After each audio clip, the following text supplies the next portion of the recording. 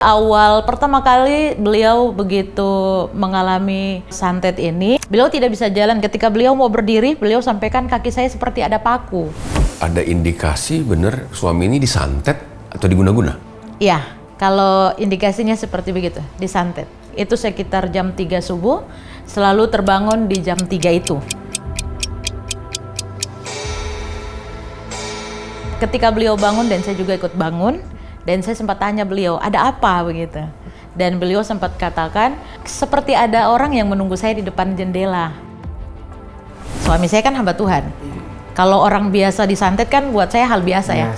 Tapi kalau seorang hamba Tuhan disantet itu kan kayaknya tidak mungkin begitu. Yeah. Tapi itu realita.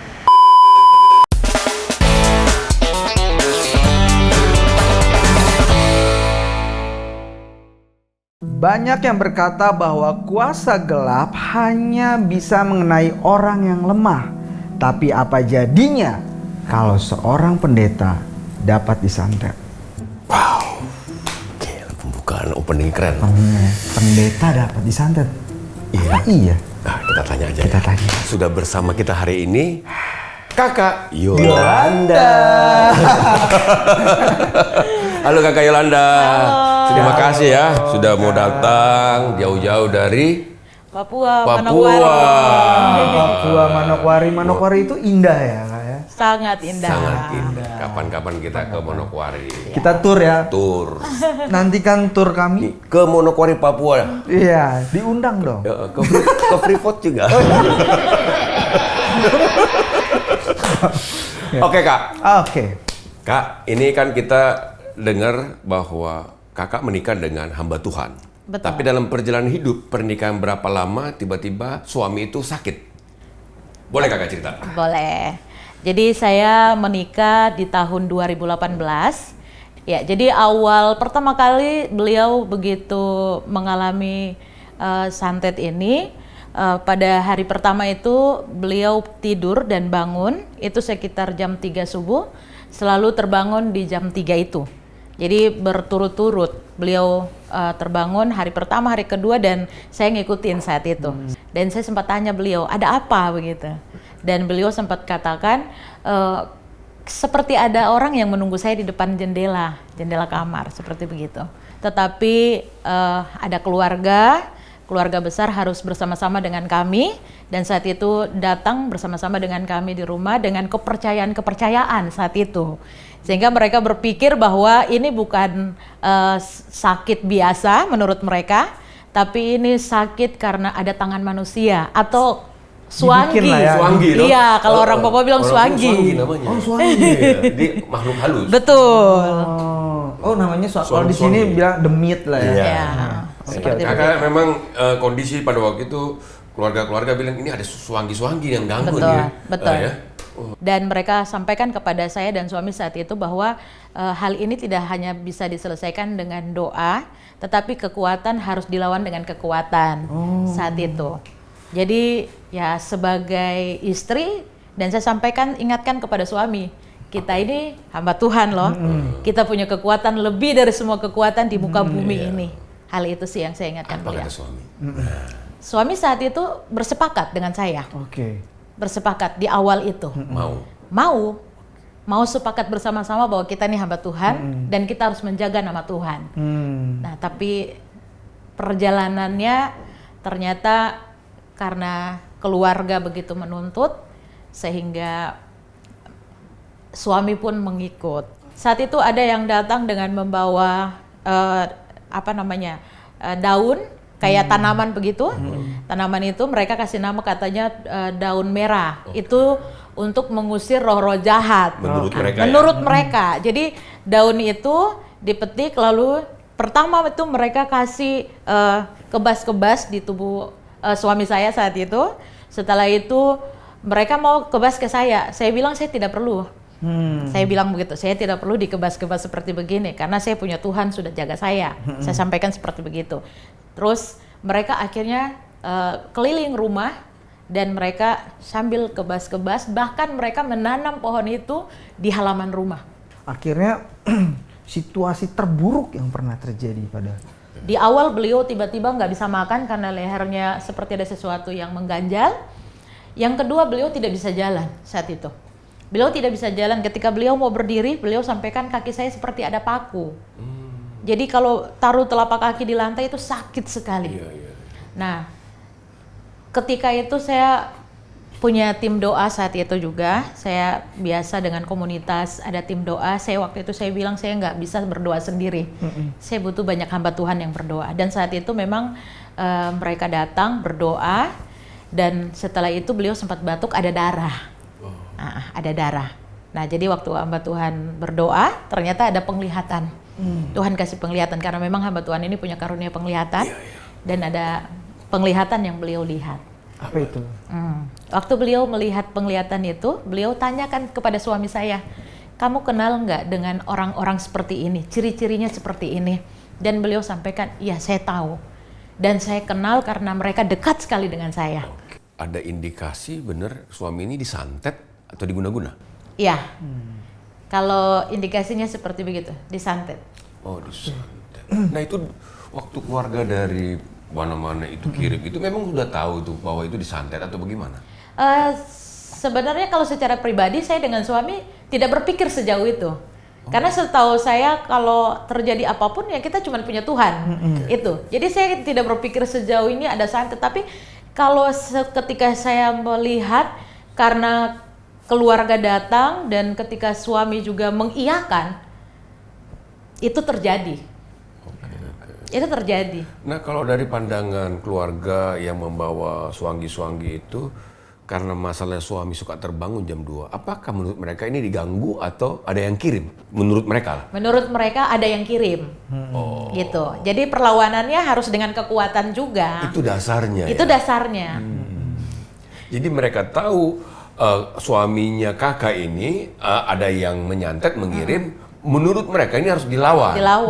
Makanya dikirim dari berbagai wilayah untuk melawan ini. Betul. Namun kondisi karena udah percaya Yesus, istilahnya mempercayai itu, kan salah di kita itu.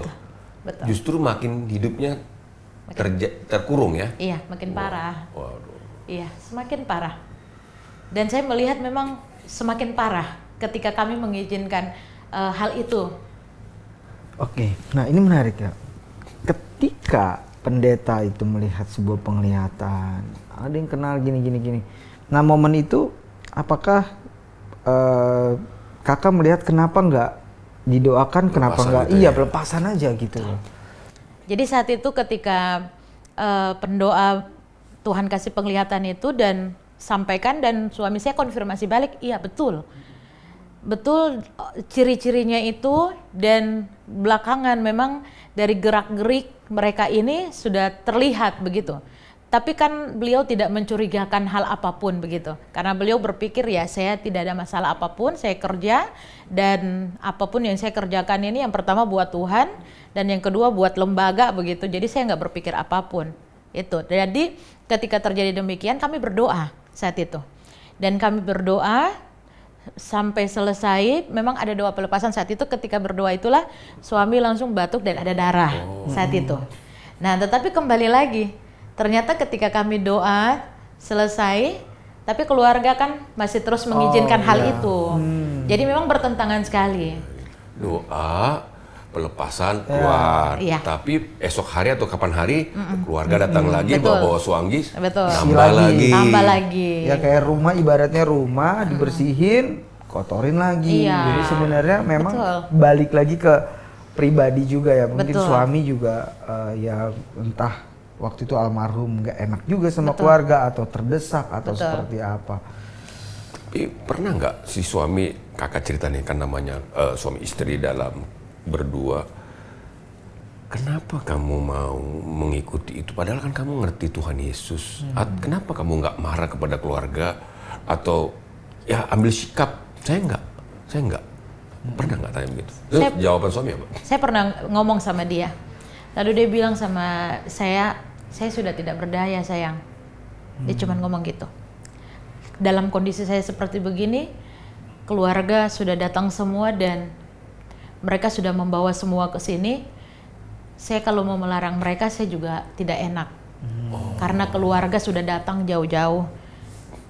Tapi saya bilang sama dia, kalau kamu nggak enak justru menghancurkan hidup kamu. Ya. Kenapa sih di awal kita ditolong Tuhan?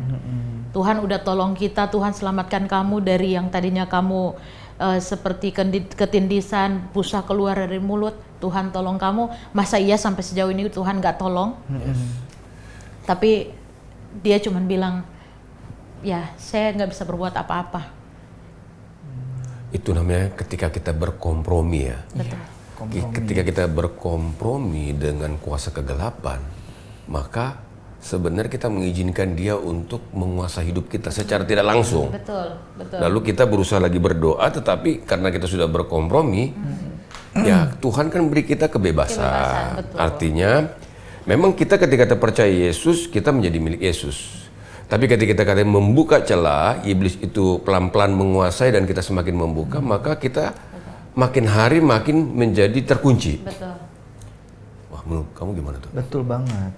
Tapi memang ya di realita kehidupan ini ya seperti itu. Kadang ya kita percaya Tuhan, tapi simpelnya masih baca zodiak. Promo. Bukan promo, primbon. Promo bagus.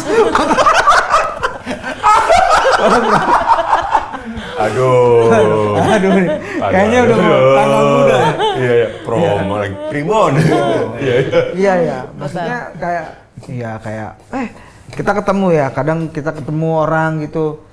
Wah, kamu coba lihat tanganmu, membiarkan dilihat tangannya.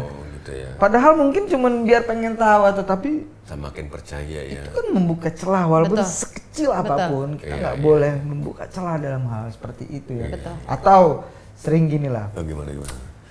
bikin acara atau apa. Wah, kamu harus pakai pawang nih. Pawang hujan. Iya.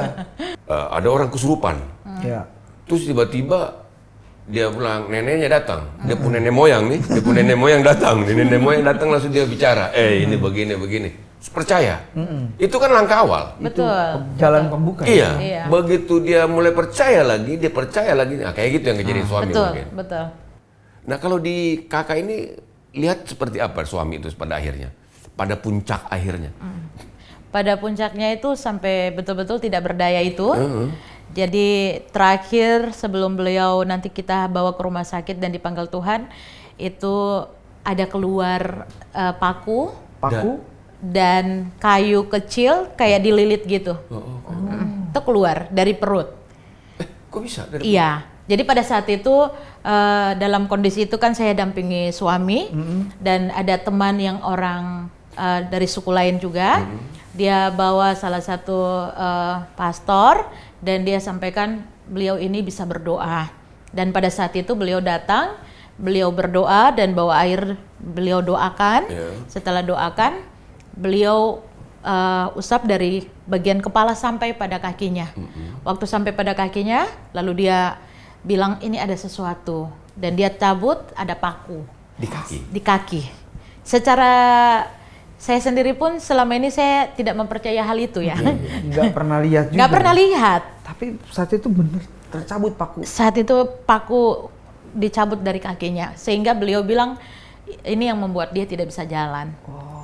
Ada paku di kakinya. Jadi paku itu sekitar 5. Lalu di perutnya itu ketika beliau usap air doa diambil ada kayu kecil tapi dililit dengan kayak benang begitu. Ada beberapa potong kayu. Lalu di perutnya tuh bagian tengah itu kayak dikasih ada tanda begitu. Tanda bulat. Dan tanda itu di seluruh perutnya cuma di bagian tengah perutnya saja yang ada tanda bulat itu. Saya juga bingung saat itu. Saya bilang ini maksudnya apa Tuhan saat itu. Jadi keluar dari perut itu ya? Iya. Gulungan kayak gitu? Iya, gulungan kayu itu. Oh, kalau boleh tahu paku itu 5 maksudnya kiri kanan atau? Iya, dua-dua. Jadi dua-dua jadi 1-3, 1-2. Segini ini kah? Iya, pakunya lumayan gede. 5 cm berarti ya? Iya, sekitar 5 segitu. senti ya. Oke, jadi setelah itu diusap apa lagi Kak? Ada yang keluar kayu terus? Setelah itu beliau minum air. Ketika minum air doa itu, terus tiba-tiba beliau seperti muntah begitu, darah yang keluar. Itu terakhir sebelum beliau harus pergi. Nah, jadi dalam kondisi setelah itu beliau ngerasa Saya tanya apa yang kamu rasakan gitu. Ini setelah didoain dengan percaya Yesus, Bang Murid? Iya, dengan pastor ini. Ya. Lalu setelah selesai, saya tanya sama dia, apa yang kamu rasakan setelah didoakan dan semua yang keluar ini? Lalu dia cuma bilang, saya rasa lebih lega. Saya rasa lebih lega. Nggak lama meninggal? Iya, nanti lewat sekitar 3 hari. 3 hari baru beliau dipanggil Tuhan.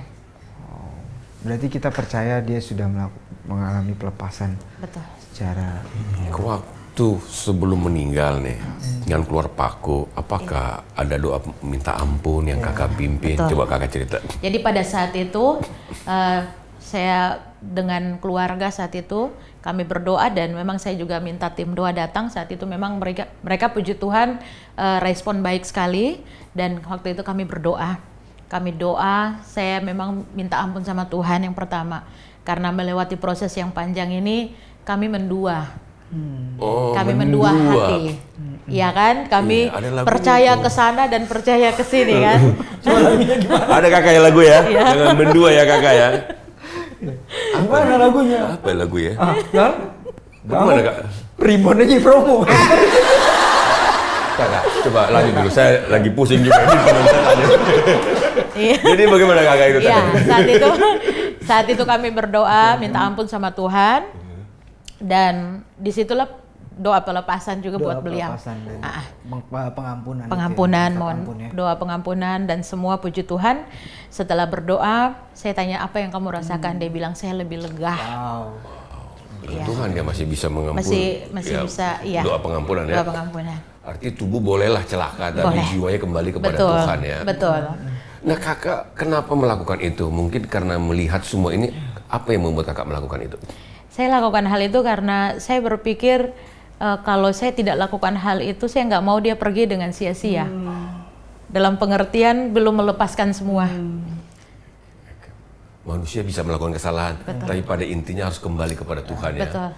Nah luar biasa ya. Endingnya harus tetap indah ya kayak.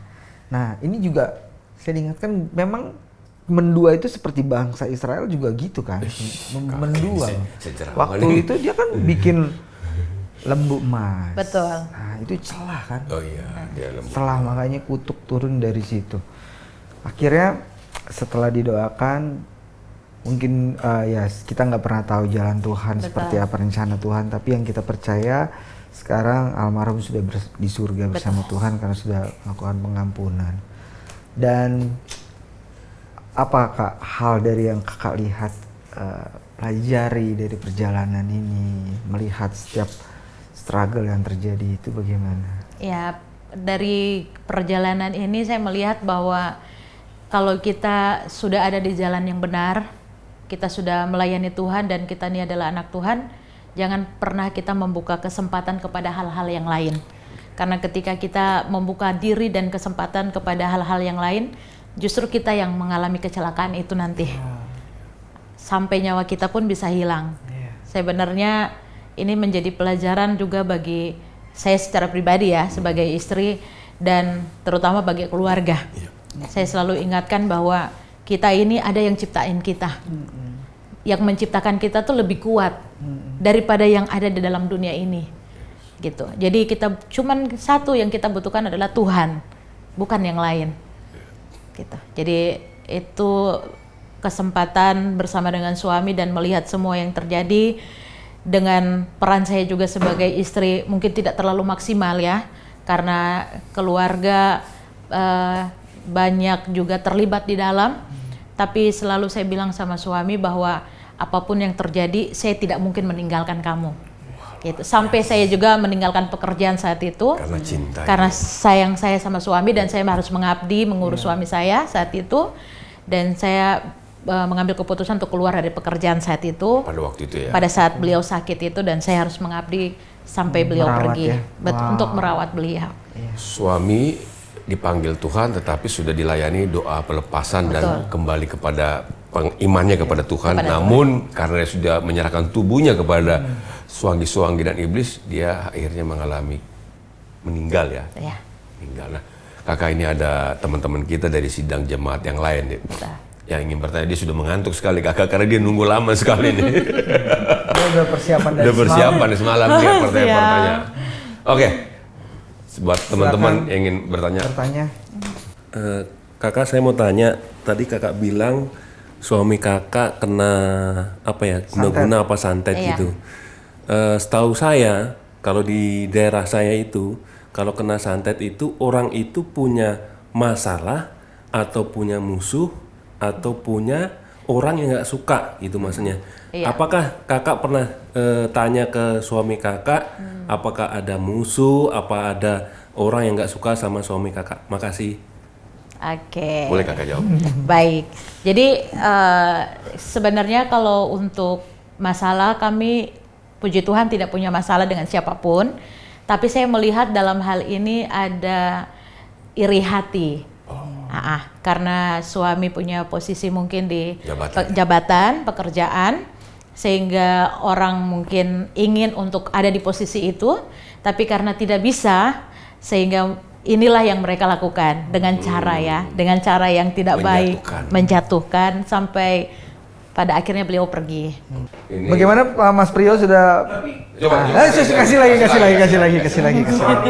Iya. Ya. Kenapa enggak? Maksudnya gini kak, kalau memang tahu kan orang itu yang ngirim lah gitu.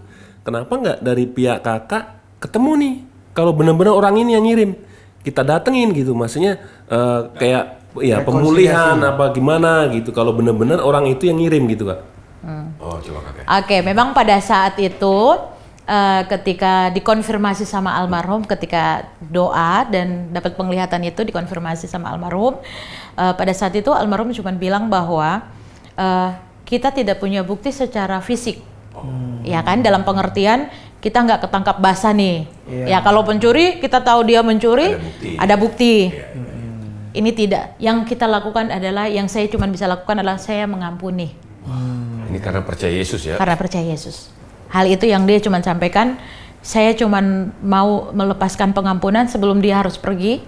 Meninggal dia cuma bilang sama saya, kamu tahu siapa yang melakukan hal ini buat saya, dan satu pesan saya buat kamu, jangan membalas kejahatan dengan kejahatan, tapi lepaslah pengampunan karena Tuhan itu yang nanti membalas semua kejahatan manusia.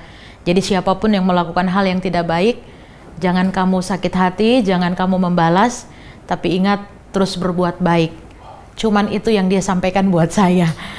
Orang kadang-kadang dibawa untuk terjebak dalam kuasa kegelapan. Betul. Karena mungkin jabatan. Betul.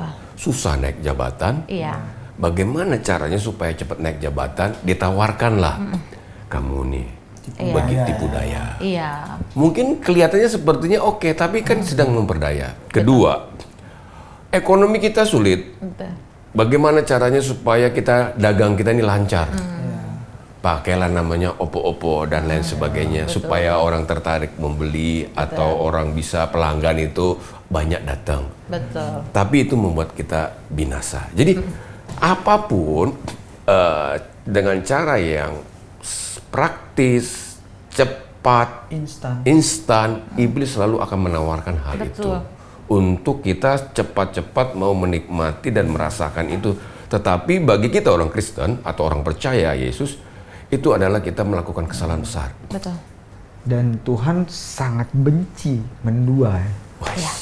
Iya, dia kan Allah yang pencemburu kan. Makanya jangan ada padamu Allah lain. Coba kasih pesan kakak buat pemirsa kita nih. Mungkin mereka sedang dihadapi yang seperti saya ceritakan tadi.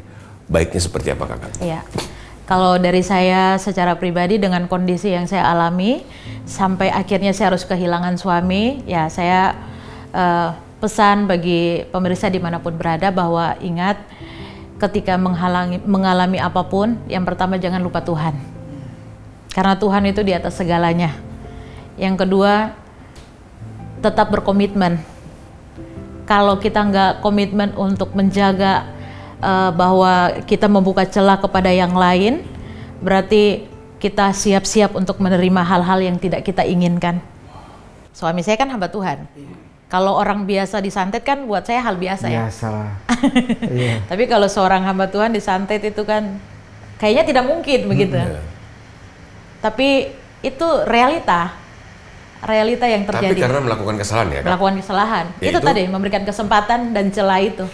Dan mempercayai tadi kan ketika orang menyampaikan sesuatu, contoh seperti di daerah kami ketika malam ada mungkin buah jatuh gitu di atas pohon, orang bilang, "Ih, jangan, itu ada setan tuh, mereka sudah incar rumah kita." Padahal kan sebenarnya enggak. Angin Iya. Mungkin angin tiup, ada buah apa gitu jatuh gitu. Iya, tapi Iya kan? Tapi karena kepercayaan itu akhirnya ketakutan mulai datang nih. Nah, intimidasi. itu ya. Itu juga mungkin dia nggak pegang-pegang jimat, tapi Iya. ketika membiarkan kuasa itu lebih besar dari Betul. kuasa Yesus, itu juga celah ya. Betul, celah. Sehingga mereka bisa gampang sekali masuk dalam diri kita kan ketika kita memberikan kesempatan. jadi sekalipun orang ke gereja, tapi kalau dia membuka celah ke dukun, dia kemungkinan bisa disantet ya, Kak ya? Disantet Bisa. ya. Nah, tapi pertanyaannya Kak, kalau udah kesantet bisa sembuh nggak? Oh, bisa. Bisa dipulihkan. Yang penting Gimana caranya Kak? percaya sama Yesus, didoakan, dilepaskan. Doa puasa itu harus dilakukan. Karena saya melihat hal itu terjadi sama suami saya. Yang kami lakukan ketika keluarga dengan menggunakan banyak hal, kami cuma satu, nama Yesus. Ketika dengan nama Yesus suami saya dipulihkan. Ya kalau buat orang-orang yang terjebak dalam kuasa kegelapan, ya harus ditinggalkan sebelum terlambat. Tapi percaya tidak ada kuasa yang lebih besar daripada kuasa Yesus. Itu aja sih. Ada lagi teman? Nggak ada. Orang udah kuasa yang lebih besar dari kuasa Yesus, tambahin lagi kemana? Jangan. Iya. Udah, itu udah paling super. Iya, udah itu Yesus tuh yang udah paling. Udah paling top. Ini kita mau saksikan dulu Kakak, ini ada namanya layanan Cahaya Bagi Negeri bersama dengan Obor Berkat Indonesia. Desa Gasaribu, Sumatera Utara adalah rumah bagi 574 kepala keluarga yang mayoritas bekerja sebagai petani dengan penghasilan rendah. Keterbatasan ekonomi membuat banyak keluarga kesulitan untuk memenuhi kebutuhan pendidikan dan gizi anak-anak mereka. Akses pendidikan di sini sangat terbatas. Anak-anak harus menempuh perjalanan ke kecamatan lain untuk melanjutkan sekolah. Melalui PAUD Super 5, School of Life, dan Sekolah Minggu Superbook, GBI Gasaribu bersama CBN memberikan pendidikan, bimbingan karakter, serta bantuan ekonomi bagi keluarga yang membutuhkan. Anda bisa menjadi bagian dari perubahan ini. Bantu kami menyediakan pendidikan dan kehidupan yang lebih baik bagi anak-anak di Gasaribu. Donasi sekarang melalui CBN Indonesia.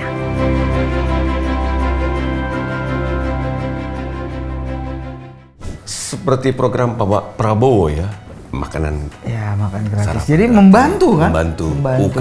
UMKM ya. UMKM. Supaya ekonomi Indonesia ini lebih baik lagi. Betul. Wah, luar biasa. Dan kita juga berterima kasih kepada Setiap mitra yang yang terus mendukung. mendukung Obor Berkat ini sehingga kita tetap bisa memberkati banyak orang-orang. Dan kalau mau juga bergabung dengan mitra, bisa juga. Hubungi. Oke, terima kasih buat pemirsa sudah terus aktif menyaksikan. Aktif dong menyaksikan ya. Aktif, ada komen-komen ya. Kita senang ya. Senang. Komen, ada pertanyaan apapun. Nah, tapi buat pemirsa yang mungkin sedang menyaksikan acara ini sedang mengalami apapun seperti yang tadi kita cerita bersama dengan Kakak Yolanda, ada masalah yang mungkin yang tidak bisa kita hadapi atau ada persoalan yang rumit sekali yang kita tidak bisa selesaikan karena kita ini memang manusia. Hubungi layanan doa Cahaya Bagi Negeri. Ada nomor-nomor di bawah ini, Anda pemirsa bisa catat. Kapan saja Anda butuh doa dan dukungan, silakan hubungi. Ada hamba-hamba Tuhan 24 jam siap mendoakan setiap pokok doa yang Anda sebutkan, yang Anda request. Para pemirsa, penonton sekalian merasa konten ini diberkati, bagikan. Share, komentar, kira-kira kalian juga bisa komentar kesaksian setelah didoakan di situ, atau butuh dukungan doa juga bisa komentar. Dan kalian juga bisa nih, bisa aduh topik-topik yang kayak gini dong. Iya, pengen apa nih? Pengen topik apa gitu ya. Boleh dong dibahas yang seperti ini, bisa juga. Atau kirim video mau bertanya juga boleh ya. Video bertanya, itu kalau itu ke media sosial Media kita, sosial Bang. kita. Kak, Anda ingin buat video nih. Ya. Kak, saya mau bertanya ini, nanti tolong dijawab. Iya, Silakan kirim. betul. Di mana? Di Cahaya Bagi Negeri. Oh, IG ya. IG kita di situ ada, kita tuh punya IG, ada juga TikTok. Seperti sidang jemaat di sini kan punya pertanyaan. Jadi kalau teman-teman pengen bertanya Terbuka juga ya kita terbuka kita. Kakak doakan buat pemirsa yang menyaksikan acara ini supaya mereka mengalami kemenangan, kelepasan, dan hidup berkelimpahan. Amin. Punya rumah di bumi dan di surga. Silakan Kakak. Oke, kita berdoa. Kami bersyukur untuk kebaikan Tuhan dalam hidup kami. Satu hal kami tahu bahwa kalau kami ada sampai hari ini karena anugerah Tuhan. Kami hidup karena kasih dan kemurahan-Mu. Hamba berdoa pada saat siang menjelang sore hari ini memberkati pemirsa dimanapun mereka berada. Tuhan memberkati yang menonton video ini. Tuhan, Engkau memberkati mereka yang masih terikat dengan kuasa-kuasa kegelapan. Kami berdoa di dalam nama Yesus. Tuhan, Engkau lepaskan bagi mereka sehingga mereka mengalami kemerdekaan daripada-Mu ya Tuhan. Hamba berdoa bagi setiap umat-Mu dimanapun mereka berada, mereka juga yang membutuhkan uluran tangan kasih Tuhan. Biarlah Engkau Tuhan datang untuk memberkati hidup mereka. Yang lemah Engkau kuatkan, yang sakit Engkau sembuhkan, yang beban berat Tuhan Engkau ringankan beban mereka. Dan kami percaya bahkan yang putus asa pun hilang harapan, Tuhan ada bersama dengan mereka. Hamba berdoa biarlah Tuhan memberkati dimanapun mereka berada dengan semua aktivitas yang mereka lakukan. Apapun yang menjadi pergumulan hidup mereka, Engkau memberkati Tuhan. Yang berkeluarga Tuhan berkati, bahkan setiap orang yang pelayanan dimanapun mereka berada di daerah, setiap hamba-hamba Tuhan, Tuhan juga memberkati. Bahkan kami berdoa memberkati Cahaya Bagi Negeri, Tuhan Engkau memberkati sehingga lewat yayasan ini menjadi berkat bagi Indonesia, bahkan bagi kami semua ya Tuhan. Terima kasih. Ini doa kami di dalam nama Yesus. Haleluya. Amin. Amin. Luar biasa sekali. Tidak terasa sudah hampir 40 menit. Wow. Kita ngobrol-ngobrol, tapi waktu juga yang harus memisahkan kita, ya kan? Oh, keren sekali. Oh iya, waktu juga yang memisahkan kita. Tapi percayalah, di minggu berikutnya ada tema-tema yang menarik yang akan kita bahas. Banget. Dan terima kasih selalu menunggu episode terbaru di Cahaya Bagi Negeri. Jika teman-teman, pemirsa merindukan kami hadir di kota Anda, boleh komen. Boleh komen. Kami akan datang ke kota Anda. Kota-kota tur untuk memenuhi pembahasan dan permintaan pemirsa. Terima kasih Kak Yolanda ya. Jadi kalau di daerah-daerah ada narasumber yang oke untuk dibahas, kita akan hadir. Kita akan tur ke segala provinsi. Woi, luar biasa. Menyala Kakak ini. Program ini memang program menyala nih Kakak. Ini bukan sembarang ini. Jadi Cahaya Bagi itu semakin bercahaya. Kakak terima kasih ya. Sudah meluangkan waktu. Sama-sama. Papua untuk bicara. Siap. Kamera kita sudah rusak itu. Kita ke kamera sini aja ya. Saya Charlie. Saya Remeski. Dan saya Yolanda Wabdaron. Tuhan Yesus memberkati.